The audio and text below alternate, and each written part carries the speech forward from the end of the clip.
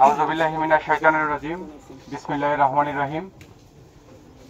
আজকে আলাউদ্দিন চৌধুরী সাহেবের উদ্যোগে তৃতীয় দিন আজকে এই যে ঈদ উপহার, আজকে উনি প্রতি বছরের ন্যায় ওনার উদ্যোগে ঈদ উপহার দিয়ে থাকেন।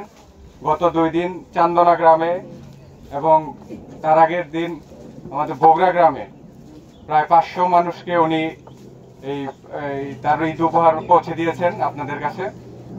তো আপনারা সবাই আলাউদ্দিন চৌধুরী সাহেবের জন্য দোয়া করবেন। উনি একটি ইসলামী কমপ্লেক্স প্রতিষ্ঠা করেছেন, উনি কাজীমুদ্দিন চৌধুরী স্কুল অ্যান্ড কলেজ প্রতিষ্ঠা করেছেন এবং উনি অনেক জনকল্যাণমূলক কাজে সবসময় সম্পৃক্ত থাকেন। সব সময় উনি আপনাদের পাশে আছেন এবং থাকবেন ভবিষ্যতে, সেই দোয়া রেখে এবং আপনাদের কাছে ওনার জন্য দোয়া চেয়ে আমি আমার কথা শেষ করছি। আসসালামু আলাইকুম।